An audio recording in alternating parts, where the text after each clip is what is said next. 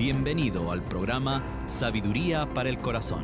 El Dr. Stephen Davey, pastor de la Iglesia Colonial y presidente del Seminario Teológico Shepherds, en la voz y adaptación de Daniel Francia, le invita a conocer más de la Palabra de Dios. Acompáñenos con su Biblia en mano en el estudio de hoy.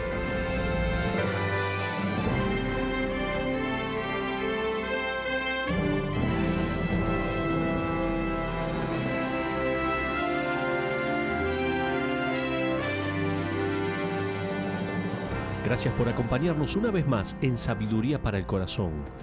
Hoy vamos a terminar el tercer y último estudio denominado Al Dios no conocido. Lo basamos en Hechos capítulo 17, versículos 25 y 26. Te pregunto, ¿se te ha ocurrido alguna vez que nunca le ha sucedido nada a Dios? En otras palabras, ¿ya has aprendido que Dios nunca aprendió nada? Él siempre lo supo. Dios nunca se despertó un día y dijo, creo que voy a trabajar en algunos problemas matemáticos. ¿Quién en sus correctos cabales lo haría? Dios creó las leyes y los principios matemáticos por los cuales Él ordenó lógicamente a su universo. Nada le ocurre a Dios. Él es omnisciente, o sea, todo lo sabe. Él es omnipresente, está en todos lados. Y Él es omnipotente, diciendo que todo lo puede. Nunca alcanzaremos sino una pequeña fracción del conocimiento de Dios. Una de las evidencias que nunca conocerás a fondo en el estudio sobre Dios es el hecho de que ni siquiera conocerás a fondo su palabra escrita, la Biblia. Nunca leerás la Biblia las veces suficientes como para que le pongas en un estante y digas, listo, la conozco a fondo. No importa cuántas veces leas la Biblia, solo estás empezando a aprenderla. Sin embargo, aun cuando dominemos a fondo el estudio de Dios, como se revela en su palabra, no existe ningún otro estudio que sea más importante para la vida y para vivir. La remarcable introducción de J.I. Parker sobre su libro Conociendo a Dios da una interesante ilustración de esa verdad. Él escribe esto: conocer acerca de la naturaleza y del carácter de Dios es de crucial importancia para poder vivir nuestras vidas. Así como sería cruel para un hombre de una tribu del Amazonas hacerlo volar a Londres y ponerlo con las explicaciones para luego dejarlo, como alguien que no sabía nada de inglés ni de Inglaterra, para sustentarse por sí mismo. De la misma manera, somos crueles con nosotros mismos si tratamos de vivir en este mundo sin saber acerca del Dios de quien es este mundo y quien lo dirige. Hacer caso omiso del estudio de Dios y sentenciarte a ti mismo a tambalearte y a andar tropezando por la vida a ciegas, sin ningún sentido de dirección y sin entender qué es lo que te rodea, de esta manera puedes gastar tu vida y perder tu alma. Hasta ahí lo que dice J.I. Parker. La tragedia de nuestra generación es que el estudio sobre el carácter de Dios ha sido removido del currículum de la iglesia evangélica. La iglesia de hoy está más interesada en las bendiciones de Dios que en conocer el carácter de Dios. Los púlpitos de nuestra tierra también han sido trivializados por los despliegues de personalidades o por atriles terapéuticos que dan confortables y prácticos consejos sobre todo, desde la higiene hasta la nutrición y hasta un pensamiento positivo sobre lo financiero, las relaciones y 3 pasos para la satisfacción marital. No estoy sugiriendo que la palabra de Dios no abarca algunas de estas cosas, sino que estoy diciendo que estas cosas han tomado un lugar central, tanto que la persona y el carácter, la naturaleza y los atributos, la santidad y el juicio, la gracia y la misericordia de Dios son raramente expuestas. La Biblia se ha convertido en un manual sobre cómo vivir una vida próspera y feliz, en vez de ser un manual sobre cómo conocer y adorar al único Dios vivo y verdadero. Escucha esta cita de Donald McCone. Dice así él: visita una iglesia el domingo por la mañana. La mayoría lo hará. Y seguramente encontrarás a una confortable congregación relacionándose con una deidad que se adapta agradablemente a sus posiciones, las cuales se adaptan a sus experiencias espirituales individuales. pero difícilmente encuentres un temor reverente o un sentido de misterio. Las únicas manos que sudarán serán las del predicador inseguro si el mensaje funcionará. Las únicas rodillas temblorosas serán las del solista que está por cantar. Aún así, el Nuevo Testamento nos advierte: sirvamos a Dios agradándole con temor y reverencia, porque nuestro Dios es fuego consumidor, como dice Hebreos capítulo 12. Hoy, el temor y la reverencia han sido reemplazados por un bostezo familiar. El fuego consumidor se ha convertido en la llama de una vela sin calor, sin una luz que encandile, sin poder para purificar. ¿Por qué? Porque preferimos la ilusión de una deidad más segura y así hemos reducido a Dios a un tamaño más maniable. Puede también ser revelado que el peor pecado de la Iglesia al final del siglo XX ha sido la trivialización de Dios. Hasta ahí lo que dice Donald McCone. Damas y caballeros, les propondré hoy que Dios ha sido trivializado sencillamente porque nosotros no sabemos quién es Dios. Él se ha convertido en el Dios no conocido. Por lo tanto, debemos buscar volverlo a presentar a través de un mensaje y de una predicación del apóstol Pablo y registrada para nosotros en el libro de los Hechos capítulo 17. Búscalo en tu Biblia, por favor. Vamos a hacer un repaso. Hasta aquí en nuestro estudio de Hechos capítulo 17 hemos descubierto 2 puntos del sermón de Pablo. Primero, punto número 1, mi Dios es más que un monumento, decía el apóstol Pablo. En otras palabras, Él no es un Dios de piedra o de oro o de plata. Él es el único y verdadero Señor del cielo y de la tierra. El punto número 2 de esta predicación, el apóstol Pablo decía, mi Dios lo hizo todo. En nuestra última charla vimos los puntos de vista del mundo de los deístas, panteístas, ateos y de los dioses finitos. Cada punto de vista demandaba fe para creer lo que ellos creían. Repasemos. Por ejemplo, para los deístas, creer que Dios creó al mundo y luego se marchó requiere fe. Para el politeísta, creer que el mundo estaba lleno de muchos dioses y que él o ella era uno de ellos requiere fe. Para el ateo, creer que no hay Dios, que el orden evolucionó por sí mismo y que la vida y el aliento se esparcieron de la nada, requiere fe. Para el que cree en un Dios finito, creer que existe un Dios pero que no es lo suficientemente poderoso como para manejar a un mundo ocupado, también requiere fe. Para el teísta, creer en los registros de las Escrituras que Dios creó los cielos y la tierra con su omnipotente poder y perfecta creatividad, requiere fe. La fe del teísta es sustanciada por el orden creativo de los cielos y de la tierra. Como dijo David en el Salmo 19, versículo 1, los cielos cuentan la gloria de Dios y el firmamento anuncia la obra de sus manos. El señor Isaac Newton tenía una réplica perfectamente reducida del entonces conocido sistema solar construido para sus estudios. Una gran pelota dorada representaba al Sol en el centro y los planetas conocidos giraban alrededor de él a través de una serie de dientes, cinturones y varas. Era una máquina bastante sofisticada y maravillosa. Un día, mientras Newton estaba estudiando su modelo, un amigo agnóstico fue a visitarlo. El hombre se maravilló ante la máquina y preguntó, ¿quién hizo esta preciosura? Sin mirar hacia arriba, Newton contestó, nadie. ¿Nadie?, preguntó su amigo. Es verdad, dijo Newton. Todas estas pelotas y dientes y cinturones y mecanismos se unieron por sí solos. Maravilla de maravillas, por casualidad comenzaron a girar en sus órbitas en un tiempo perfecto. El mensaje era claro y audible. Pablo le dice a los atenienses, mi Dios lo hizo todo.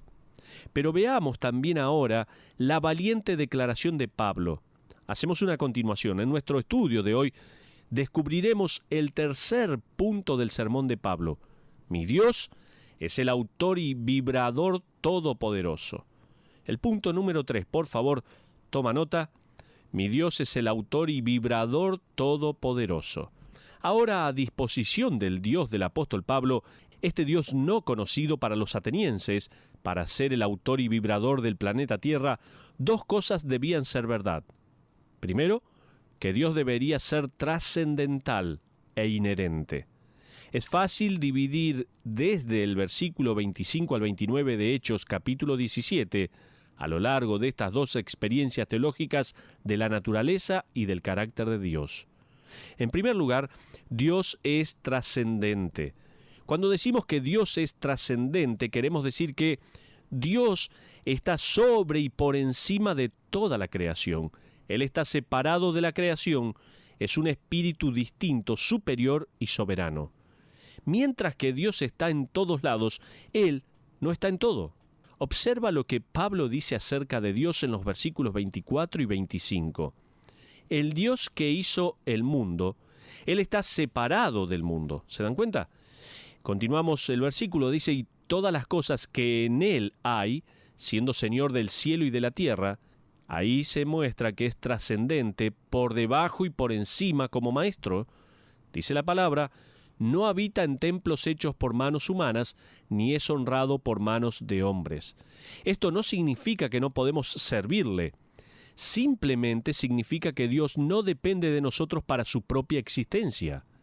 Los teólogos se refieren a eso como la existencia independiente de Dios. Así lo llaman. Él no te necesita para poder sobrevivir. Tú lo necesitas a Él. No te olvides de esto. No pones un plato de comida para este Dios. No tienes que quemar incienso para esta deidad, como vi en las casas de inconversos en Japón, en sus repisas para los dioses y quemando constantemente incienso. Dios no quiere el trabajo de nuestras manos, Él quiere la adoración de nuestros corazones. Observa, de hecho, en la próxima frase del versículo 25b. Dice, como si necesitase de algo. Dios es autosuficiente.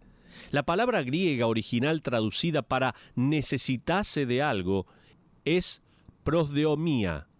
Esto podría traducirse, Él no quiere nada o no necesita nada más. Él no es como nosotros, ¿no es verdad?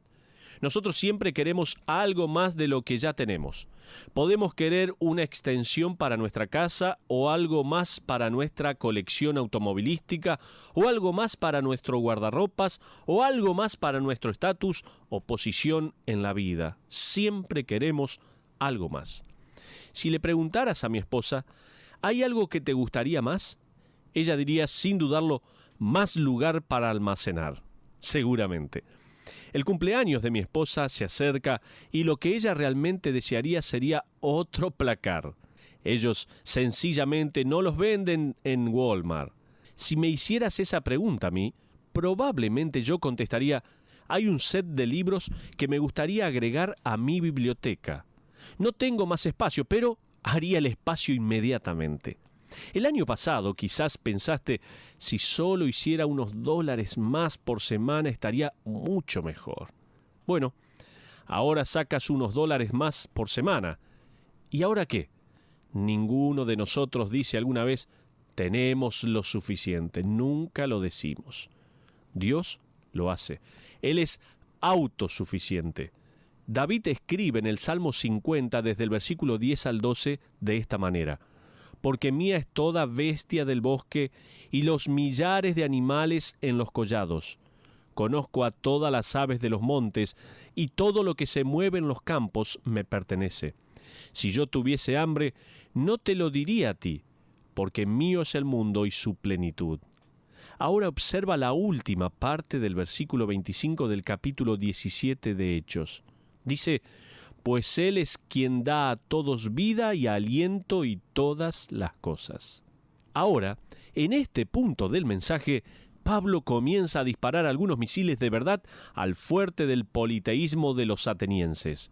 Ellos le habían dado a Zeus el honor de ser la fuente de la vida. De hecho, la palabra griega para vida es zoe. Pablo está diciendo, zoe no proviene de parte de Zeus. Pablo dice, hay un autor y un agitador del planeta Tierra. ese Señor soberano con existencia propia, autosuficiente y trascendente, es el Dios que ustedes no conocen. Ahora, ¿por qué es importante que comprendamos la trascendencia de Dios, que Dios está separado de su creación y que Él está por encima y es soberano sobre su creación? ¿Por qué es importante esto? Una razón es que nos da una visión apropiada hacia la creación. Tú no puedes deificar o personalizar a la tierra como si fuera una madre que requiere tu protección, a fin de que ella se sienta feliz y completa. He visto calcomanías que dicen, ama a tu madre tierra. La elevación de la creación sucede sencillamente porque las personas no conocen al Creador. Sencillamente por eso.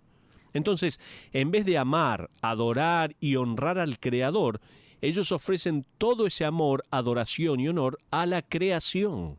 Sin embargo, si comprendemos que una persona separada y superintendente, conocido como el Trino Dios, quien a través de Jesucristo, la segunda persona de la deidad, creó todo lo que existe, entonces luego ponemos nuestra adoración a sus pies.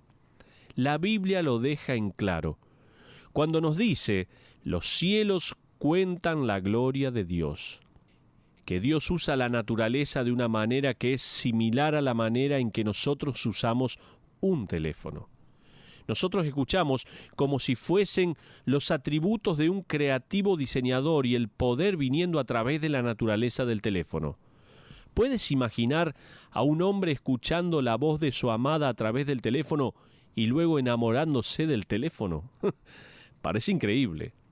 ¿Puedes imaginarlo diciendo, bueno, escuché su voz a través de esa cosa plástica y decidí en cambio casarme con él? Simplemente amo a mi teléfono. Parece increíble. ¿No es eso lo que el hombre no regenerado ha hecho? Él ve y escucha el carácter del Dios creador viniendo de la naturaleza y luego se enamora de la naturaleza. Pero no solamente vamos a marcar a través de la palabra de Dios lo que el apóstol Pablo está diciendo de que Dios es trascendente, sino que también Dios es inherente. Ahora, no solo Dios es trascendente sobre toda la creación, sino que Él también es inherente.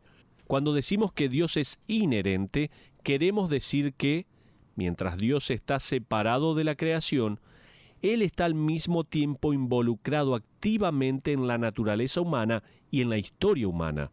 Él es un líder personal, cuidadoso y amoroso que interactúa con su creación. Esto es ser inherente. Los griegos a los que Pablo les estaba hablando no conocían nada acerca de un Dios personal y cuidadoso. Aún así, como ya se declaró en la última parte del versículo 25, Pablo continuará enseñando el compromiso personal de Dios. Mateo registra el sermón de Jesucristo cuando él predicó que el Dios creador está involucrado al enviar los rayos del sol y la lluvia, al alimentar y proteger a las aves y las vestimentas de las flores. Jesús hizo una declaración políticamente incorrecta a su audiencia humana, como se registra en Mateo capítulo 6, versículo 26b, diciendo, ¿no valéis vosotros mucho más que ellas? Dicho de otra manera, ustedes tienen más valor que un pájaro, ustedes son más importantes que una flor, un árbol, que no tiene derecho inherente para existir. Pero ustedes sí lo tienen. Imagínate cómo habría sido citado Jesús en los periódicos de hoy en día. Lo maravilloso es el punto que Cristo está haciendo con su audiencia, es decir, si Dios tiene tanto cuidado de las aves que están en los cielos y de las flores del campo, imagínate cuánto se ocupa de ustedes. El versículo 25b nos dice, Él es quien da a todos vida y aliento y todas las cosas. Santiago escribió en el capítulo 1, versículo 17, toda buena dádiva y todo don perfecto desciende de lo alto, del Padre. Él no es un Dios distante, removido y trascendental. Él es un Dios íntimamente involucrado, trascendental, pero inherente. Pablo continúa diciendo, aquí se muestra cuán involucrado está Él. Observa el versículo 26 de Hechos, capítulo 17. Hechos 17:26 dice, y de una sangre ha hecho todo el linaje de los hombres, para que habiten sobre toda la faz de la tierra, y les ha prefijado el orden de los tiempos y los límites de su habitación. Los griegos creían que ellos eran una raza especial. Pablo dice, ustedes fueron originados del mismo hombre que todos los demás, Adán y su esposa Eva. Los griegos no podían alegar ser una raza especial. Ellos fueron formados de la misma arcilla que todos los demás. Me resultó fascinante leer los resultados de un estudio hecho por 2 bioquímicos en la Universidad de California. El artículo decía que la mayoría del ADN de las células humanas se encuentra en el núcleo de la célula, en la forma de los cromosomas, pero también hay un ADN fuera del núcleo, en la mitocondria o ADN-MT. Lo interesante sobre el ADN-MT es que por generaciones cambia en su estable y conocido porcentaje de mutación en los seres humanos. Otra cosa interesante es que ADN-MT es inherente solo a través de la madre. Estos bioquímicos examinaron ADN-MT extraído de 147 individuos representando 5 regiones geográficas del mundo. Ellos eran capaces de construir un árbol genealógico analizando las diferencias en las extracciones del ADN-MT. La información reveló un ADN-MT ancestral en común. Ellos ahora creen que una sola mujer fue el ancestro de todos los que están sobre la tierra en la actualidad. Ellos la han apodado Eva. Por lo tanto, no es la madre tierra, es la madre Eva. ¡Qué descubrimiento, podemos decir! ¡Qué cosa!, ¿no? Aproximadamente 2000 años atrás, el apóstol Pablo hizo la declaración de que los orgullosos griegos eran del mismo árbol genealógico que todos los demás. No existe ninguna clase ni raza especial. En otras palabras, el Dios no conocido es ciego ante los colores, es ciego ante las razas, no venera a las personas. Nadie tiene ventaja con él. Todos son equitativamente pecadores y todos se pararán ante él un día. Pablo se está adelantando hacia el clímax de su sermón en ese mismísimo punto.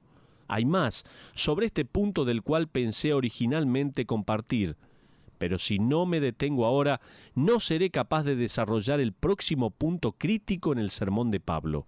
El siguiente punto es que Dios ya ha determinado los límites de Rusia, de China y de Estados Unidos y de cualquier otra nación, y Él sabe cuánto tiempo van a permanecer estas naciones.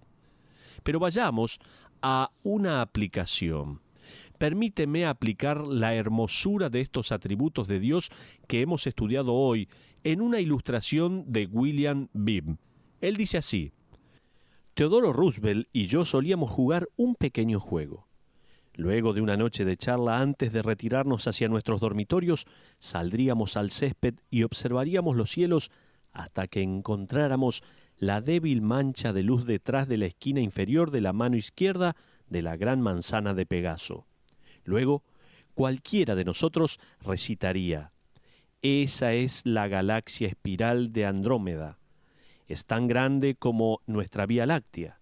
Es una de las 100 millones de galaxias. Consiste en 1 billón de soles, cada uno mayor que el nuestro. Luego, Roosevelt sonreiría y diría: bueno, ahora pienso que todos nosotros somos lo suficientemente pequeños. Vamos a la cama. Hasta ahí lo que dice este escrito. Lo maravilloso de estudiar la grandeza y la majestad de Dios es decir que Él es trascendente e inherente, que Él tiene existencia propia y es autosuficiente, que Él es el recurso divino y el gobernante divino. Es entonces cuando descubro cuán grande es Él y vuelvo a descubrir cuán pequeño soy. Y mis problemas, sobre los que pensaba que eran grandes, se tornaron muy pequeños comparados con Él. Mis pequeños cambios a lo largo de mi breve vida son nada comparados con su trascendencia e inherencia. y puedo tomar cada uno de mis problemas y echarlos sobre Él porque Él tiene cuidado de mí. Esto es como mi pequeña hija de 4 años recientemente viniendo hacia mí con su brazalete de plástico, el cual no podía poner en su muñeca. Es uno con todas estas joyas de plástico alrededor del mismo. Ella me lo trajo y me dijo: «Papi, ¿puedes arreglar esto?». Con unos pocos arreglos puse ese pequeño brazalete en su pequeña muñeca. Era un gran problema para ella, pero no era nada para mí. La razón por la cual la iglesia está agobiada con sus problemas y por lo que los cristianos están tan ansiosos y preocupados como los no cristianos es porque el Dios de ellos se ha vuelto pequeño y distante. En realidad, se ha convertido en un Dios desconocido. Sin embargo, cuando descubres la grandeza de tu Dios, entonces te vuelves lo suficientemente pequeño como para descansar en la sombra de su poder.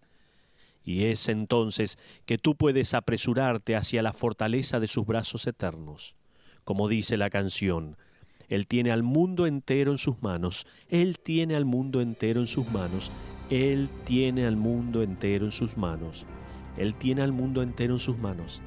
Te tiene a ti y a mí, cristiano, en sus manos. Te tiene a ti y a mí, cristiano, en sus manos. Te tiene a ti y a mí, cristiano, en sus manos. Tiene al mundo entero en sus manos. En nombre de BBN y el Dr. Stephen Davey, le agradecemos por habernos acompañado. Le esperamos en nuestra próxima audición, donde encontrará más sabiduría para el corazón. Esta es una producción de BBN.